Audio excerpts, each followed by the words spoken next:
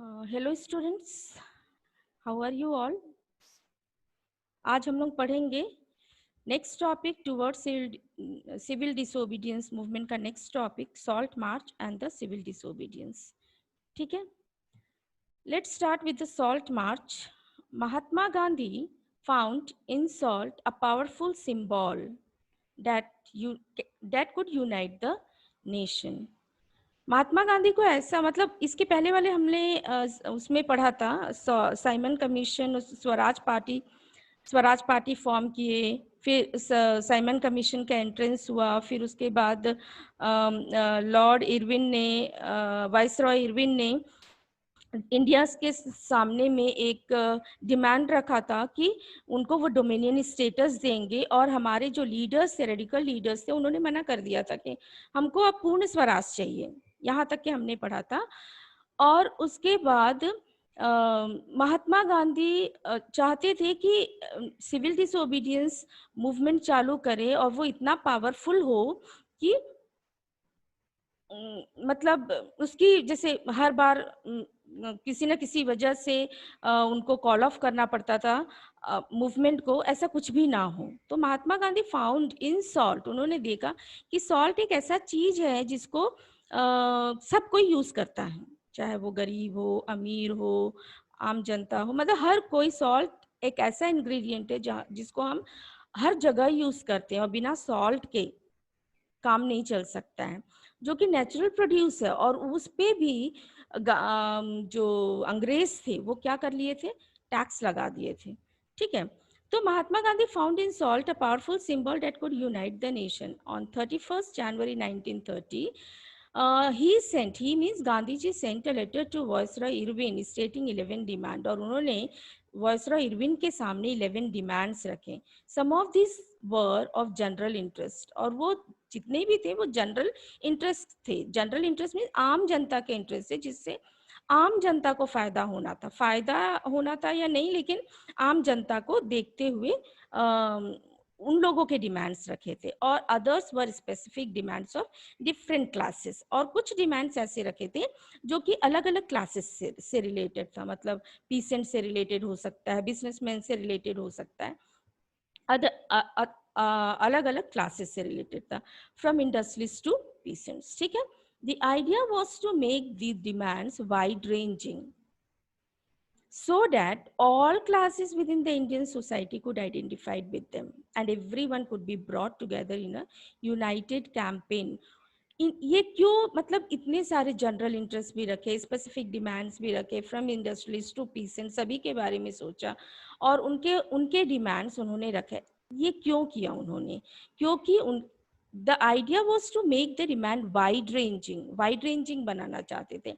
Wide ranging कैसे बनाना चाहते थे, सो दैट ऑल क्लासेस, सभी क्लास के लोग within the Indian society could identified with them and everyone could be brought together in a united campaign। उससे Indian society के different classes के लोगों को ये लगेगा कि गांधी जी हमारे साथ में हैं, और वो यूनाइटेडली गांधी जी का साथ देंगे सिविल डिसोबीडियंस मूवमेंट में। ठीक है, the most stirring of all was the demand to abolish the salt law, जिसमें सॉल्ट टैक्स एक ऐसा डिमांड था इरविन के सामने, जो कि मोस्ट इम्पॉर्टेंट एक जनरल इंटरेस्ट पे लिया था, जिसको सभी लोग यूज कर रहे थे, नेचुरल प्रोडक्ट्स था, जो कि जिसके ऊपर अंग्रेजों ने टैक्स लगा दी थी।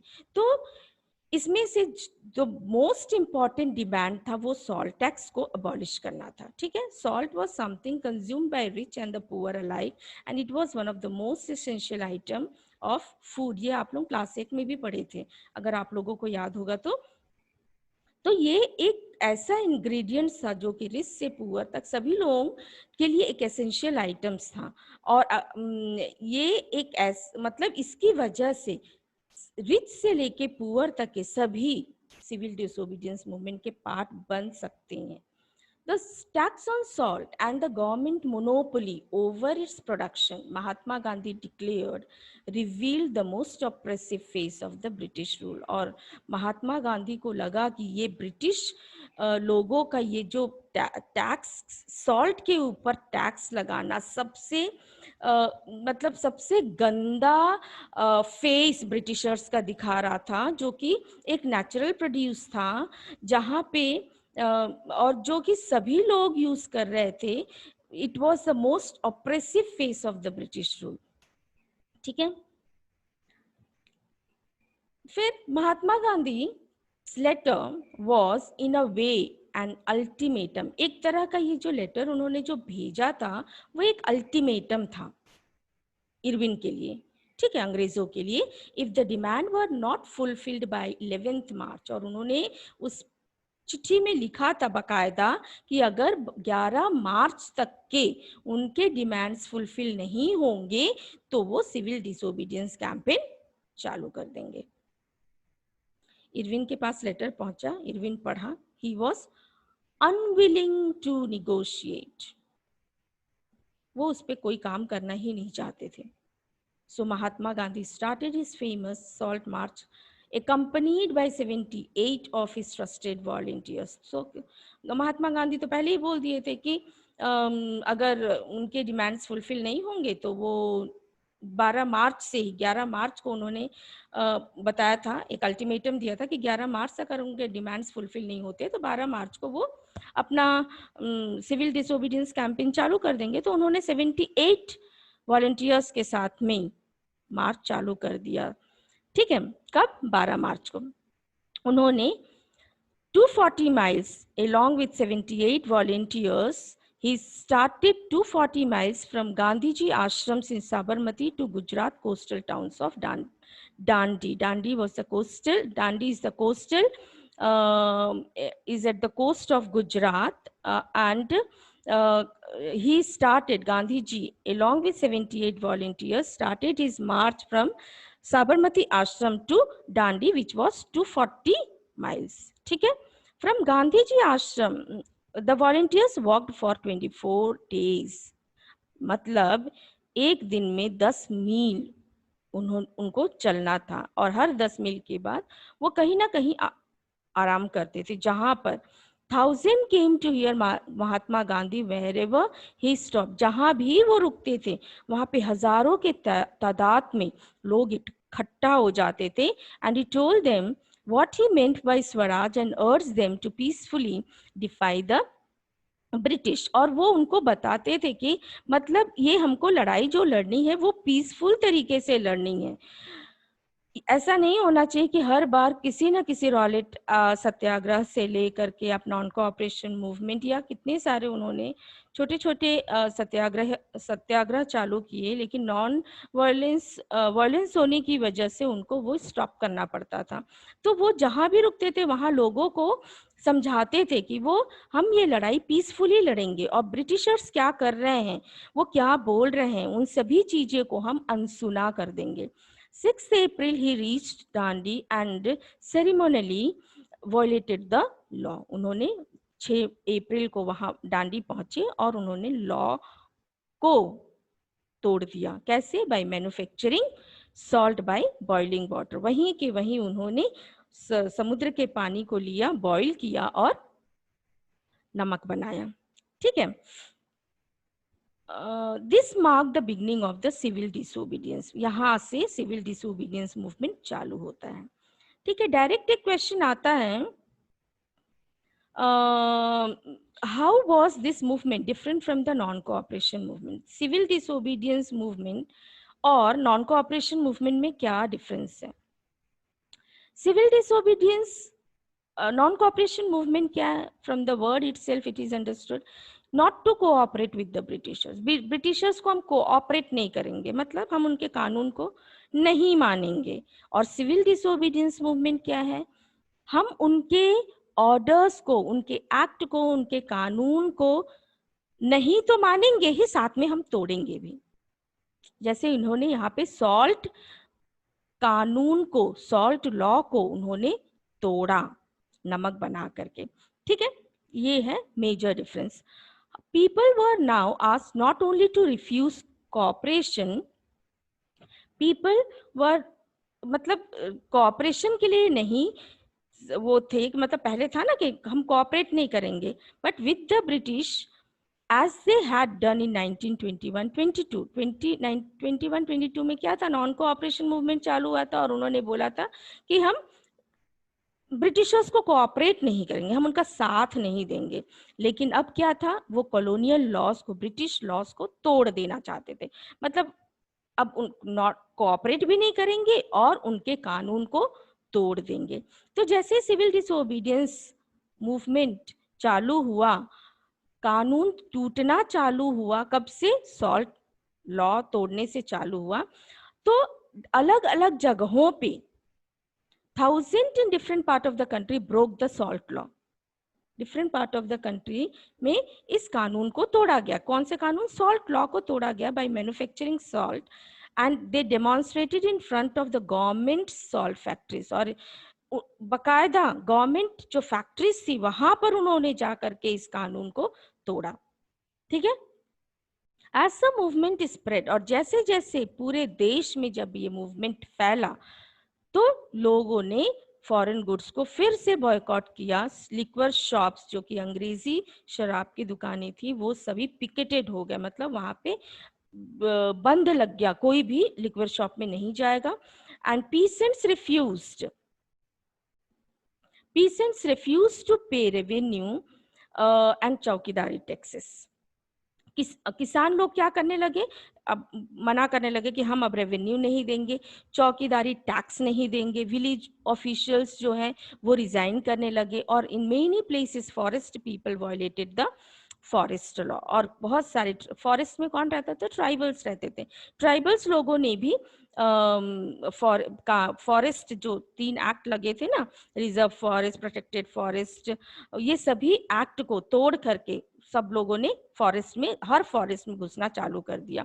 Going into the reserve forest to collect wood and grazing their cattles. ठीक है। अब भैया ये तो बढ़ गया था। अब तो सभी इंडियंस, पॉलिटिकल लीडर्स तो लीडर्स, बाकी इंडियंस भी पार्टिसिपेट करने लगे। Worried by the development, the colonial government began arresting the Congress leaders one by one. और इस डेवलपमेंट, जिस तरीके से सिविल डिसोबीडियंस मूवमेंट डेवलप कर रहा था, कॉलोनियल गवर्नमेंट डर गई और उनके पास कोई चारा नहीं रहता। वो क्या करते हैं, सीधा कांग्रेस लीडर्स को पकड़ना चालू कर देते हैं। This led to violent clashes in many places, जिसकी वजह से बहुत सारे जगहों पे वायलेंट टर्न ले लिया था। When Abdul Gruffudd Khan, a devout disciple of Mahatma Gandhi, he was a very good follower of Mahatma Gandhi, कौन, अब्दुल गफर खान, ये 1 मार्क्स में कभी कभार पूछता है, was arrested in April 1930।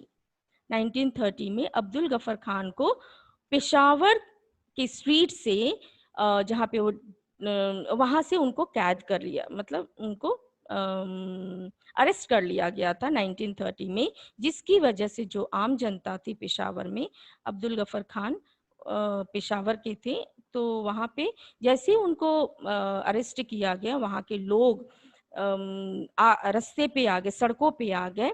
Angry crowd demonstrated in the street of Peshawar facing armed cars and police firing। ठीक है। और उन लोगों ने क्या फेस किया, पुलिस की फायरिंग को फेस किया, आर्म्ड कार्स दे, मतलब अब ये फिर से क्या हो रहा था, वायलेंट हो रहा था, जिसमें मेनी पीपल वर किल्ड, बहुत सारे लोग मारे गए। 1 महीने के बाद Mahatma Gandhi himself was arrested, वो खुद ही भी अरेस्ट हो गया। Industrial worker in Sholapur attack the police post, फिर इंडस्ट्रियल वर्कर्स, शोलापुर के जो इंडस्ट्रियल वर्कर्स थे वो भी पुलिस पोस्ट के ऊपर अटैक कर दिया। म्यूनिसिपल बिल्डिंग्स तोड़ डाले, लॉ कोर्ट्स, रेलवे स्टेशन, सभी जो कि ब्रिटिश को सिंबलाइज थे, जहाँ पे भी ब्रिटिश बिल्डिंग्स से, जो कुछ भी बिल्डिंग ब्रिटिशर से रिलेटेड थे, वो सभी चीज़ों पे अटैक कर दिए, तोड़ फोड़ मचा दिए वहाँ पे। A frightened government responded with a policy of brutal repression, और उसको दबाने के लिए जो गवर्नमेंट तो एकदम डर गई थी सब कुछ से। एक तो सिविल डिसोबीडियंस का डेवलपमेंट से, दूसरा उस डेवलपमेंट को अगर उन लोगों ने रिप्रेस करने की कोशिश की तो आम जनता जिस तरीके से अपना गुस्सा दिखा रही थी, जिसकी वजह से गवर्नमेंट जो थी वो डर गई थी, लेकिन फिर भी उनको कुछ ना कुछ एक्शन लेना था। तो उन्होंने मतलब अपनी तरफ से पूरी कोशिश की कि वो जो डेवलपमेंट था सिविल डिसोबीडियंस मूवमेंट को किसी भी तरीके से दबाएं, है ना, with the brutal repression. A frightened government responded with a policy of brutal repression. Peaceful satyagrahis, अब वो brutal repression क्या था? Peaceful satyagrahis were attacked, women and children were beaten, and about 1 lakh people were arrested. So this was all about how the civil disobedience movement started and how it took a violent turn. ठीक है. In such a situation, Mahatma Gandhi again decided to call off the movement as soon as उनका तो था non cooperation movement भी क्यों called off हो गया था, क्योंकि वॉलंटियर ले लिया था। और इन्होंने सिविल डिसोबीडियंस मूवमेंट चालू करने से पहले भी सभी लोगों को काफी कुछ समझाने की कोशिश की है कि ब्रिटिश के मतलब जो भी वो कर रहे हैं उन चीज को अनसुना कर दे, अनदेखा कर दे, वॉयलेंट टर्न ना ले। लेकिन ऐसा कुछ भी नहीं हुआ। लोगों को गुस्सा आई, उन लोगों ने वॉयलेंट टर्न ले लिया। कि किस तरीके से उन्होंने पुलिस स्टेशन, पुलिस बिल्डिंग, सभी चीजों को तोड़फोड़ मचा दिया and entered into the pact with Irwin on 5 March 1931। और यहाँ पे महात्मा गांधी इरविन के साथ पैक्ट मतलब सुलह बैठे कब? 5 मार्च 1931 में। By this Gandhi Irwin pact Gandhi ji consented to participate in the round table conferences. The Congress had boycotted the first round table conference, जो हमने पढ़ा था ना साइमन कमीशन के बाद जो राउंड टेबल कॉन्फ्रेंस हुआ था, उसमें रेडिकल्स लीडर्स जो थे, इवन मॉडरेस्ट भी जो थे, उन लोगों ने डिफाई कर दिया था, मतलब बॉयकॉट कर दिया था कि हम राउंड टेबल कॉन्फ्रेंस में पार्टिसिपेट नहीं करेंगे। लेकिन this time they were ready to participate in London and the government agree to release the political prisoner. और वहाँ पे उन लोग मान गए थे कि जितने भी पॉलिटिकल प्रिजनर्स जेल में हैं उनको रिलीज कर देंगे। ठीक है. In December 1931, Gandhi ji went to London for conference, but the negotiations again broke down. फिर से उनके जितने भी उन्होंने डिमांड्स रखे थे वो सारे डिमांड्स को अनफुलफिल कर दिए एंड ही रिटर्न डिसअपॉइंटेड। वापस जब इंडिया आए तो डिसअपॉइंटेड थे। Back in India he discovered that the government had begun a new cycle of repression. और जब वो वापस इंडिया आए तो उन्होंने देखा कि किस तरीके से गवर्नमेंट मतलब एक तरह का चीटिंग की थी। वो राउंड टेबल कॉन्फ्रेंस के बुलाई थी कि सुलह करेंगे, कुछ पैक्ट साइन होगा, लेकिन उन्होंने ऐसा कुछ भी नहीं किया, बल्कि एक नया साइकिल चालू कर दिया पॉलिटिकल रिप्रेशंस के लिए। मतलब उन्होंने देखा कि लीडर्स एज इट इज जो थे वो तो जेल में थे ही, बाकी और नए लीडर्स को भी उन्होंने जेल में डाल दिया। Gruffudd Khan and Jawaharlal Nehru were both in jail and the Congress had been declared illegal and a series of measures had been imposed to prevent the meetings, demonstrations and boycotts. फिर बहुत सारे कांग्रेस को illegal declare कर दिया गया। ठीक है. अब गफर खान और जवाहरलाल नेहरू दोनों जेल में थे, जिसकी वजह से गांधी जी को दुख हुआ और the Congress had been declared illegal, और उन्होंने कांग्रेस को इलीगल डिक्लेयर कर दिया and a series of measures, बहुत सारे मेजर्स लाए गए, has been imposed to prevent the meetings को प्रिवेंट करने के लिए, रोकने के लिए, डेमोन्स्ट्रेशन को रोकने के लिए, बॉयकॉट्स को रोकने के लिए किसने चालू किया था? ब्रिटिशर्स ने। With great apprehension Mahatma Gandhi relaunch the civil disobedience movement. और फिर गांधी जी ने सोचा कि ये ब्रिटिशर्स तो मानने वाले नहीं हैं, और उन्होंने फिर से सिविल डिसोबीडियंस मूवमेंट को लॉन्च करने के बारे में सोचा। For over a year the movement continued, but by 1934 कुछ एक दो साल तक तो काफी अच्छा चला, लेकिन 1934 आते आते तक civil disobedience lost its momentum. उसकी जो स्पीड थी, जिस तरीके से वो काम कर रहे थे, वो सभी धीरे धीरे कम होने लगी। तो आज तक के यहीं तक, फिर हम कल मिलेंगे with the new topic. Bye, see you.